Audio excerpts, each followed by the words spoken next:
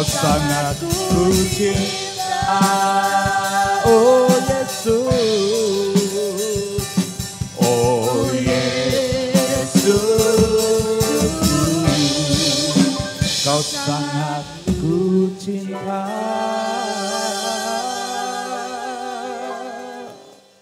Terima kasih Tuhan. Ku ingin selalu bersekutu denganmu, menikmati hadirat, biarkanlah rohmu, tinggal hidup sungguh indah bersamamu. Katakan ku ingin selalu. Ku ingin selalu bersekutu denganmu, menikmati hadiratmu, biarkanlah rohmu, oh tinggal dalamku. Amin, haleluya. Indah bersama. Yo anak-anak muda semua yang di bawah, katakan ingin selalu ku bersatu denganmu, menikmati hadiratmu, biarkanlah rohmu, oh tinggal. Amin. Sungguh indah bersama, sungguh indah bersamamu, sungguh indah bersamamu.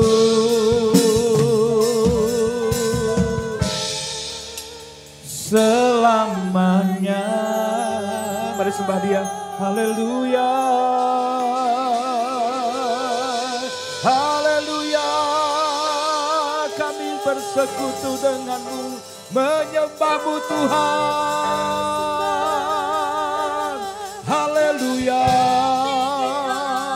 segala pujian bagimu, ku rindu bersekutu denganmu, menikmati hadiratmu Tuhan.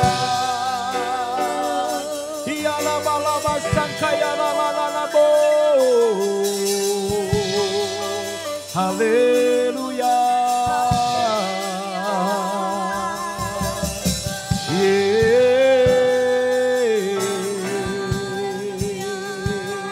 kami bersyukur Tuhan.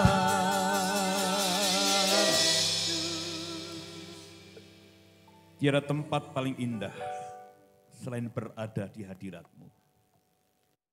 Tidak ada tempat yang paling aman selain kami tinggal di rumah-Mu. Dan sore hari ini Tuhan, terimalah puji-pujian anak-anak-Mu yang telah berkumpul sore hari ini. Nama-Mu kami tinggikan dan kami muliakan. Dan lebih dari itu Tuhan, kami juga rindu mendengar Engkau berbicara lewat hamba-Mu yang ada di depan ini, memberkati kami semua Tuhan. Menguatkan, menuntun, dan akan memimpin kami semua ke jalan yang benar. Terima kasih Tuhan Yesus Kristus, kami mau duduk diam untuk kami mendengar Engkau berbicara. Berbicaralah Tuhan untuk semua kami yang hadir malam hari ini. Kami rindu akan Engkau, rindu akan firman-Mu. Karena kami yakin dan percaya orang yang mendengar firman Tuhan, hidupnya berbahagia. Terpujilah nama-Mu, kami sambut firman-Mu di dalam nama Tuhan Yesus Kristus. Haleluya. Amin. Ya, Mas Ariel tadi mana? Yuk, tetap di keyboard aja Mas Ariel ya.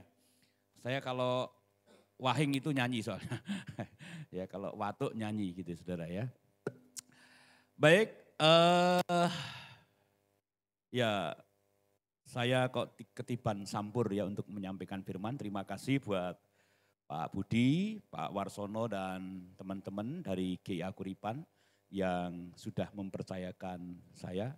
Coba panggilkan Mas Ariel, nanti saya sering nyanyi soalnya ya. Ya.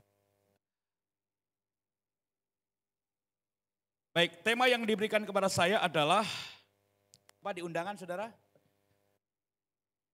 Prioritas, bukan rutinitas, betul ya?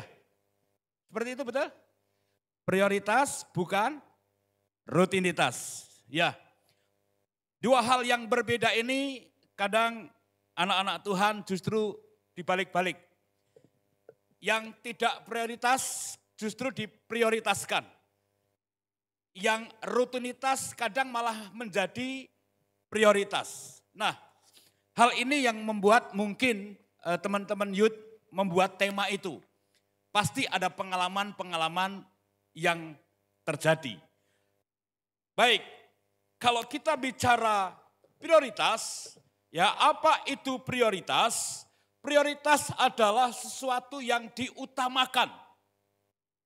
Ya, diutamakan, dinomorsatukan atau didahulukan, itu namanya prioritas. Gitu. Kalau dulu orang kuno, kalau orang pergi ke sawah, kalau ditanya sudah sampai sawah, ditawari lintingan tembakau atau minumnya yang ketinggalan, dia akan pilih apa? Lintingan tembakau. Padahal yang seharusnya dimakan, yang dikonsumsi apa? Minum. Nah ini kebalik saudara. Nah jadi prioritas itu adalah sesuatu yang diutamakan, didahulukan, atau sesuatu yang dinomorsatukan, dijunjung yang paling tinggi, yang paling utama. Tidak ada yang lain. Gitu. Itulah prioritas. Maka kalau tema malam hari ini prioritas, bukan rutinitas, tapi yang terjadi, yang prioritas itu justru malah menjadi kebiasaan atau rutinitas. Nah, lalu apa itu rutinitas? Rutinitas itu adalah sebuah kegiatan yang diulang-ulang, yang akhirnya menjadi kebiasaan. Contohnya apa? Bangun tidur, mandi, bohong. Bangun tidur, pinter, kompak jawabnya ya. Saya semalam aja tanya sama ibu-ibu, bapak-bapak, bangun tidur yang ditarik apa? Pasangannya, istrinya ternyata HP istrinya, saudara ya. Itu sudah menjadi rutinitas. Nyuci piring, betul? Itu rutinitas seorang wanita. Bekerja, itu adalah rutinitas untuk memenuhi kebutuhan kita. Pulang, mandi, tidur, yang dipegang apa? HP lagi, itu adalah sebuah rutinitas yang dilakukan sepanjang hari dan menjadi kebiasaan. Menjadi habit. Nah, berbeda dengan prioritas. Prioritas itu betul-betul kita nomorsatukan, kita utamakan. Kalau rutinitas melakukannya karena kewajiban. Tapi kalau prioritas kita melakukan karena itu sebuah tanggung jawab yang besar. Baik. Kita buka Ibrani 10 ayat 25. Ayat yang diberikan oleh pengurus. Kita baca bersama-sama Ibrani 10 pasal yang ke-25. Dalam hal ini sedang bicara apa sih? Tentang prioritas dan rutinitas di sini. Ya. Ibrani 10 ayat 25. Mari kita baca bersama-sama. 1, 2, 3. Janganlah kita menjauhkan diri dari pertemuan-pertemuan ibadah kita. Seperti dibiasakan oleh beberapa orang. Marilah kita saling menasihati dan semakin giat melakukannya menjelang hari Tuhan yang sudah mendekat.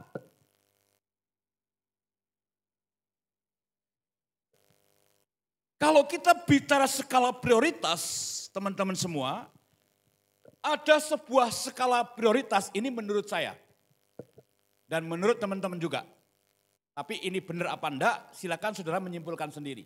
Tapi buat saya, hidup ini ada skala prioritas. Sebelum saya menjelaskan tentang ibadah itu. Ya, skala prioritas yang pertama adalah Tuhan. Siapa adik-adik? Tuhan. Lalu yang kedua itu keluarga. Yang ketiga itu adalah pekerjaan Tuhan. Dan yang terakhir itu adalah hobi atau kesukaan kita. Jadi ada yang skala prioritas ada Tuhan yang menjadi paling utama. Yang paling kita prioritas adalah Tuhan nomor satu. Lalu nomor dua adalah keluarga, pekerjaan Tuhan, lalu hobi. Bicara tentang pekerjaan Tuhan, teman-teman, bicara tentang mengutamakan Tuhan, itu menjadikan Tuhan itu segala-galanya dalam hidup kita. Ya, menjadikan Tuhan itu yang utama. Tidak ada yang lain selain Tuhan dalam hidup kita. Artinya, ketika kita melakukan sesuatu apapun, kita selalu libatkan Tuhan. Itu definisi kita mengutamakan Tuhan. Mau kerja, kalau kita mengutamakan Tuhan, apa yang kita lakukan? Doa dulu. Mau berangkat sekolah, kalau kita mengutamakan Tuhan sebelum kita sekolah, apa yang kita lakukan? Berdoa dulu. Sampai di sekolah, mau memulai pelajaran, apa yang kita lakukan? Berdoa. Itu tandanya kita mengutamakan Tuhan, melibatkan Tuhan. Menjadikan Tuhan yang paling utama. Dan di dalamnya, ya di dalam mengutamakan Tuhan, di dalamnya termasuk beribadah kepada Tuhan. Karena di dalamnya ada Tuhan yang ditinggikan. Yang kedua, prioritas yang kedua adalah keluarga. Kenapa saya taruh di nomor 2? Karena Tuhan tidak bisa tergantikan. Karena tanpa Tuhan kita nggak bisa apa-apa. Kita boleh punya keluarga yang hebat, keluarga yang bahagia. Tapi di dalam rumah tangga tanpa Tuhan, maka keluarga itu akan menjadi apa? Hancur. Maka Tuhan harus menjadi yang prioritas terutama. Yang kedua itu adalah keluarga.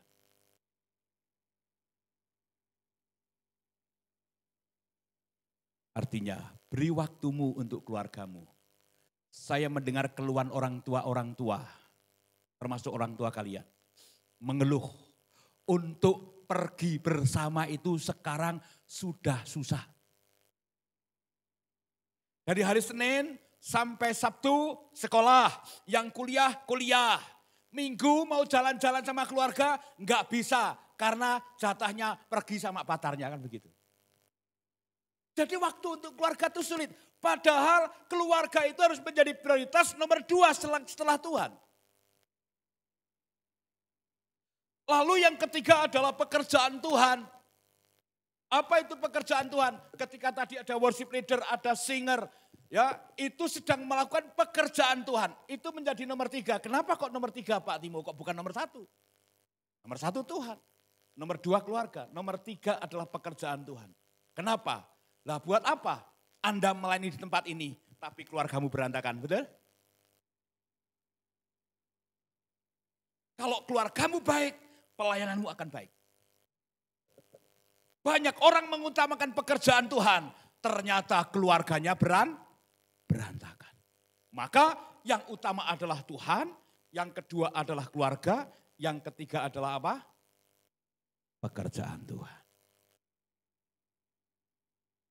Apa toh Pak pekerjaan Tuhan? Ya itu jadi singer, penerima tamu, ya itu pekerjaan Tuhan. Melayani pekerjaan Tuhan. Melayani Tuhan secara pribadi dengan melayani pekerjaan Tuhan itu berbeda. Yang ketiga, yang terakhir, yang keempat, yaitu hobi. Hobi itu harus menjadi yang paling terakhir. Coba tanya sebelahnya, hobimu apa? Kalau saudara tanya saya, hobinya apa Pak Timo? Makan. Hobi itu harus menjadi yang terakhir. Diajak keluarga untuk pergi makan bareng, alasannya apa? Mau mancing. Ya. Mau main bareng tuh mabar. Mau kumpul teman-teman itu nomor sekian. Ya. Keluarga dulu baru temanmu. Oke, sekarang kita kembali ke Ibrani.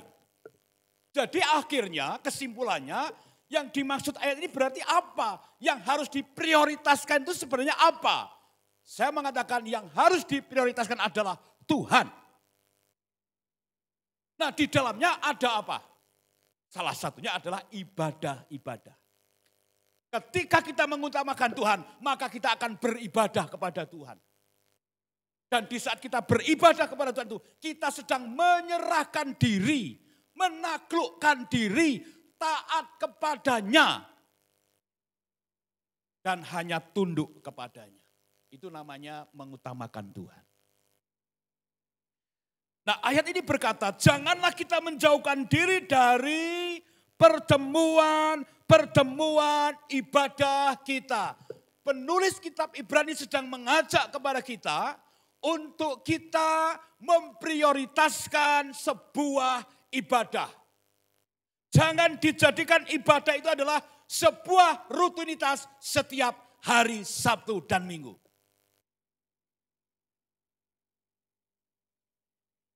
Kalau ibadah itu sudah menjadi yang utama, enggak diingatkan, enggak usah disuruh, secara otomatis karena itu menjadi yang utama, maka Anda akan datang ke rumah Tuhan.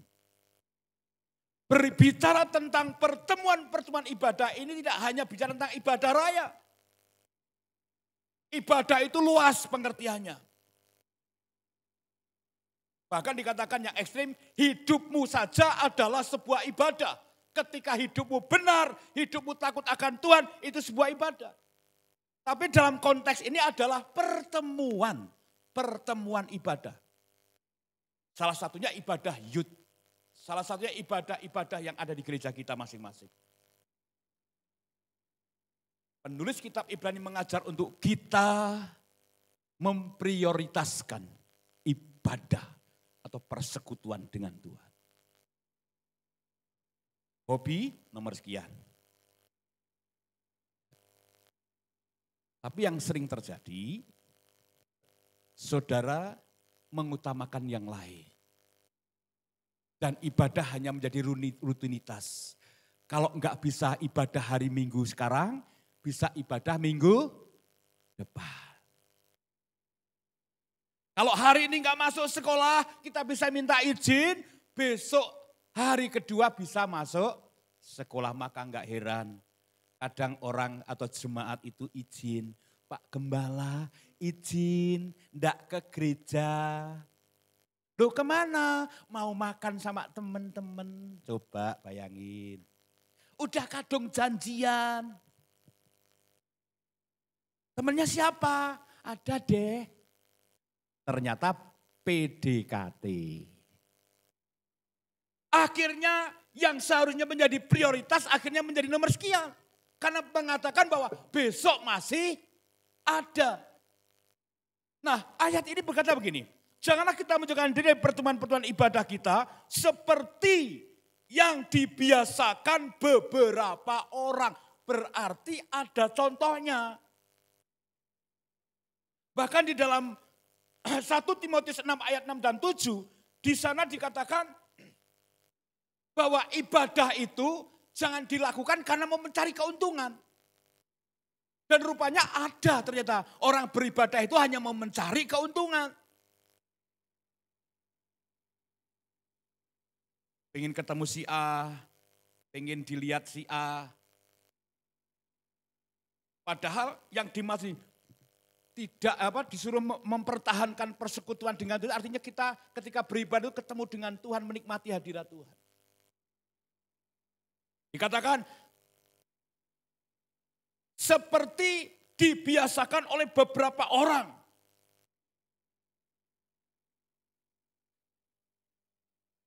Artinya berarti ada orang yang ibadah hanya sebagai rutinitas biasa. Datang ibadah selesai pulang, ibadah datang selesai pulang. Ditanya tadi firmannya apa enggak ngerti. Tadi ibadah dapat apa enggak dapat apa-apa.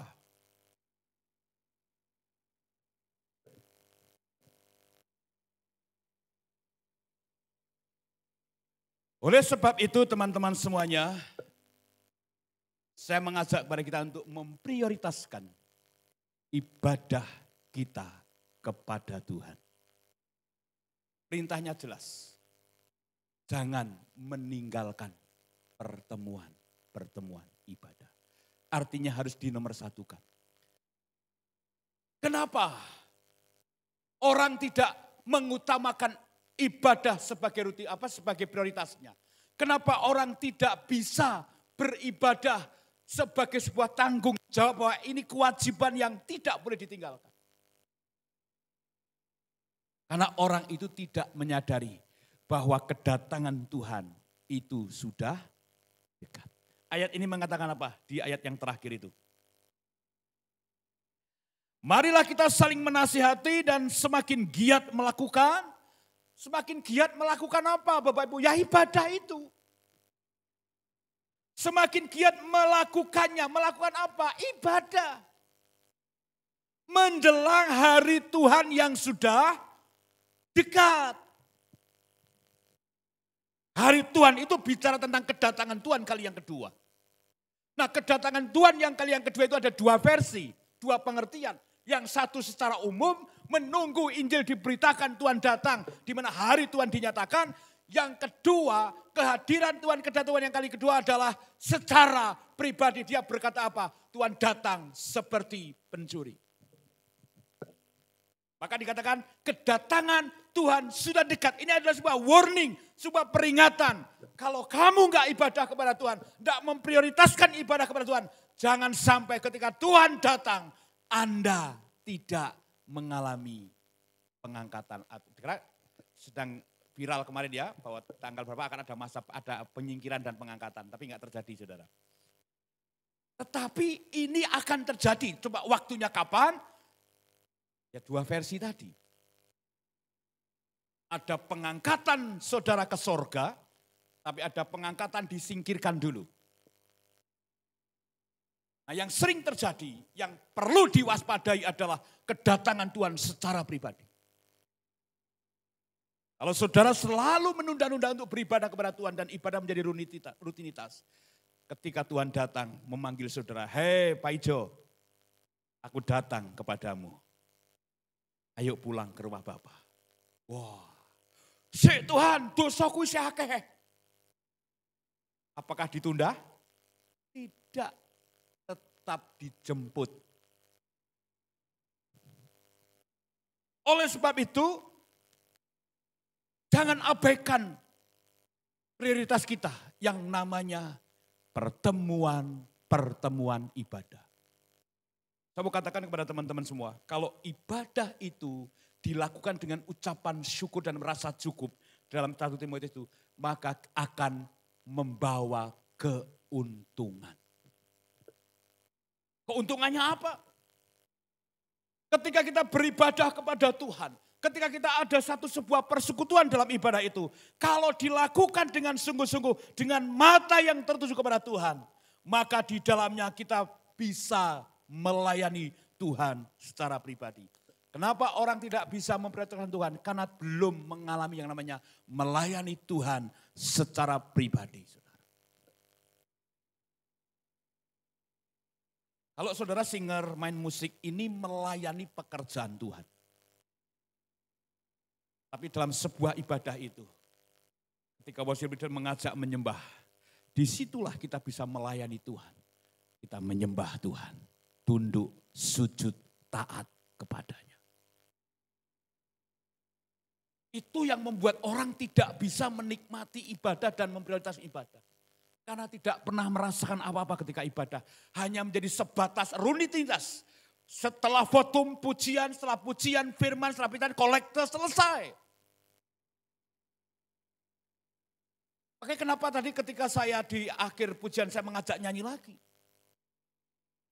Saya ingin mencoba membawa adik-adik semua untuk yuk dalam ibadah itu dinikmati perjumpaan dengan Tuhan itu. Orang akan memprioritaskan Tuhan kalau di dalam ibadah itu dia mengalami lawatan Tuhan atau menikmati hadirat Tuhan. Sekarang itu sudah jarang saya melihat lagi ibadah, nyembah, nangis itu udah nggak jarang. Udah menjadi barang langka. Kalau nangis sebenarnya ngomong sok rohani. Betul? Padahal ketika kita izinkan, ketika ibadah itu kita menikmati hadirat Tuhan. Disitulah sebenarnya keuntungan kita. Kita bisa bertemu dengan kasih-Nya, merasakan kuasanya. Dan masuk dan tenggelam dalam hadirat-Nya bersama alunan musik yang ada. Coba, kasih G. F juga gak apa-apa. Saudara, ku ingin selalu bersekutu denganmu, menikmati hari. Stop. Saya kadang di motor, nyanyi ini aja bisa nangis. Saya merasakan kehadiran Tuhan di motor itu. Itu di motor loh. Apalagi kalau bapak ibu ya, ada bapak ibu ya. Apalagi teman-teman semuanya. Ini ibadah dengan musik yang bagus, ya. Apalagi kalau Mas Ariel yang main, aduh harusnya bisa menikmati saudara. Sayang kamu gak di gereja ini ya. Ini kalau di gereja ini tak ajak nyembah terus ini pokoknya ya. Nikmati. Nah ketika saudara sudah bisa menikmati, saya yakin saudara ibadah hari Sabtu, hari Minggu, hari Jumat, hari Kamis itu udah rindu sekali kapan hari Sabtu untuk ibadah. Ketika kita bisa menikmati hadirat Tuhan dalam ibadah itu, maka akan menjadi prioritas dengan sendirinya. Menjadikan yang terutama dalam hidup kita.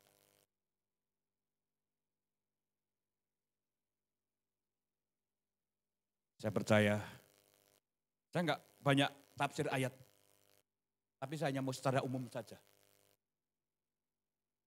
Ketika kita beribadah kepada Tuhan, sebenarnya kita akan mendapat jawaban Tuhan melalui kebenaran firman Tuhan. Ketika kita beribadah kepada Tuhan, kita akan mendapatkan kepuasan roh. Ibadah itu tempat untuk roh kita berhubung dengan Tuhan. Roh Allah ada ketika kita beribadah kepada Tuhan. Apa yang terjadi ketika kita beribadah kepada Tuhan? Lawatan Tuhan itu ada di situ. Masalahnya kita bisa menikmati tidak. Bahkan ketika kita sedang sakit, sedang galau, mungkin sedang putus asa.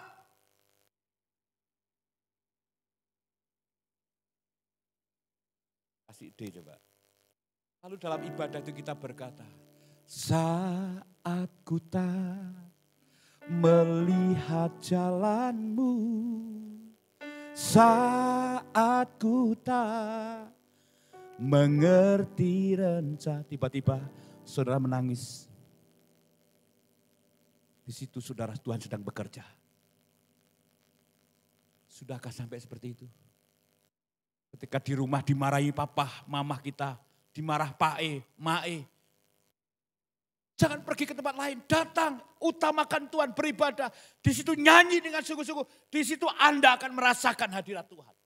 Dan kalau sudah merasakan hadirat, besok ibadah itu jelas akan menjadi nomor satu. Karena ada satu kerinduan yang dalam karena boleh menikmati hadirat Allah.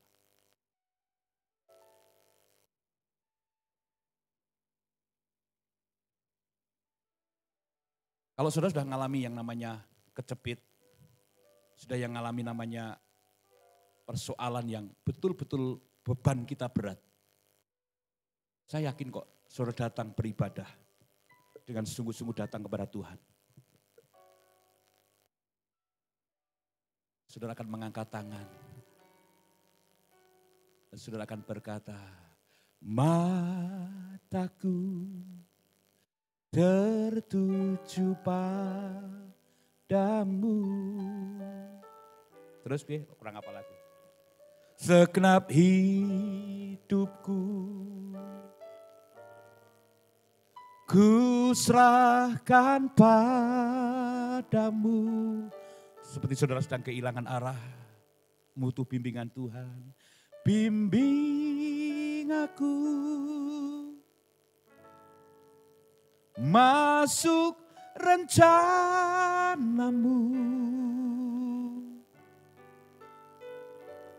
untuk membesarkan kerajaanmu. Wes, mentak ngentut. Ketinggian saudara ya. Harus A. Jadi ibadah itu jangan cuma sebatas nyanyi jingkrak-jingkrak. Tapi baru apa kue untuk apa? Orang ngerasain apa-apa. Apakah ketika lagu puji-pujian jingkrak-jingkrak, saudara bisa yang dia? Bisa saudara. Saya pernah itu waktu itu. Dapat berkat besar. Apa berkat besarnya? Nembak cewek diterima. Nyanyinya itu segala puji syukur. Luar biasa. Sebulan lagi diputus saudara. Saya juga nyanyi segala puji tapi mbak nangis saudara. Yang jelas bukan Bu Linda. Nah, menangis itulah hati hancur di saat ibadah itulah. Kita datang. Buka hatimu. Jadi kuncinya supaya Anda semua bisa memprioritaskan Tuhan menjadi yang utama dalam ibadahmu dan ibadah menjadi yang utama dalam hidupmu. Setiap ibadah buka hatimu untuk Tuhan. Buka hatimu untuk dijamah Tuhan. Siapapun yang mimpin pujian. Dulu kalau di sekolah Alkitab, yang mimpin pujian itu aduh suaranya ngalor ngidul. Ya, kalau kaleng rusak aja bagus kaleng rusak saudara. Tapi bagaimana sikap kita terhubung. Ini nyanyi terhubung itu enak ya, tapi lagu ini terhubung itu. Apa enggak lagu terhubung itu? Yuk nyanyi ini yuk, ini enak ya. Ibadah itu harus terhubung dengan Tuhan yuk. 1, 2, 3 yuk. Piye? Terhubung denganmu. Terus? Selalu melekat di hati. Amen, haleluya. Firman-Mu itulah dasar hidupku yang berdaulat atasku. Saudara, saya nggak apal aja bisa meneteskan air mata lagu ini. Ibadah, kalau saudara terhubung dengan Tuhan, secara otomatis akan menjadi prioritas. Tapi kalau ibadahmu enggak ketemu apa-apa, enggak dapat sesuatu dari Tuhan, ibadahmu akan menjadi rutinitas. Yuk kita buka hati kita. Om enggak lama-lama khotbahnya. Dari sini saya harap menangkap sesuatu. Kuncinya adalah terhubung dengan Tuhan dalam ibadahmu. Maka secara otomatis ibadah akan menjadi prioritas kita. Yuk lagu ini yuk. Sambil tutup mata, singer boleh bantu. Yuk. Ku terhubung denganmu. Amin. Haleluya. Selalu Ya Ralaba Syata Karaba. hatimu. Firman-Mu itulah dasar hidupku. Daulat lebih lagi ku terhubung denganmu. Amin, haleluya. Selalu melekat di hatimu. Firman-Mu itulah dasar hidupku yang berdaulat atasku.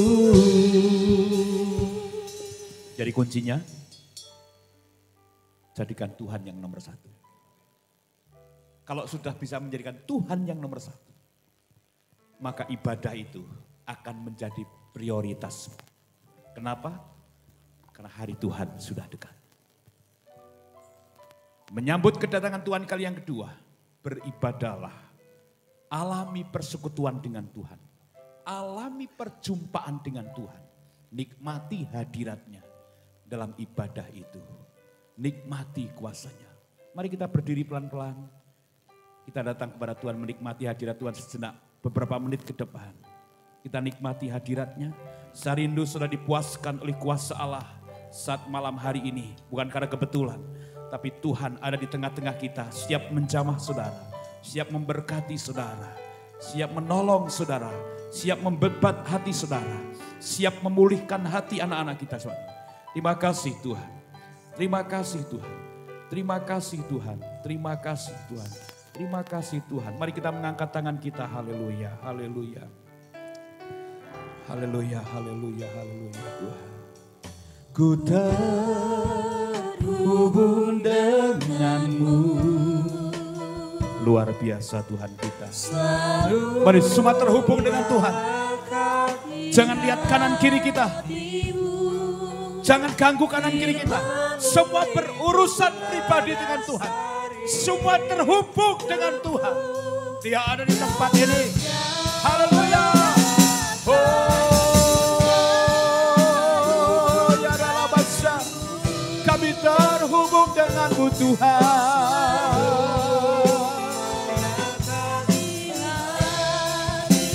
Yes, amin. Firman-Mu, Firman-Mu dasar hidup kami Tuhan. Yes, amin. Sekali lagi ku terhubung. Ku terhubung denganmu. Pak Budi berdoa untuk firman Tuhan.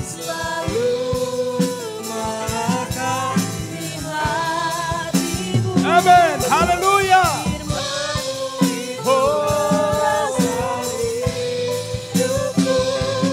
Yang berdaulat atasku.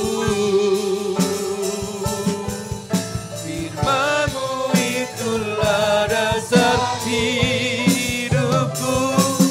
Yang berdaulat atasku.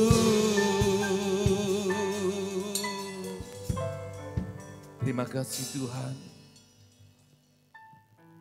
Kami bersyukur buat firman-Mu pada malam hari ini. Engkau yang mengubahkan setiap pemuda remaja-Mu. Ampuni setiap dosa pelanggaran kami. Seringkali kami datang saat kami ibadah menjadi suatu rutinitas Tuhan. Sehingga terkadang kami tidak mendapatkan apa-apa. Tapi firman-Mu telah meneguhkan setiap kami. Ketika kami mengalami hadirat Tuhan di saat kami ibadah. Di saat kami berjumpa dengan Engkau, di situ kami boleh mendapatkan sesuatu berkat yang luar biasa.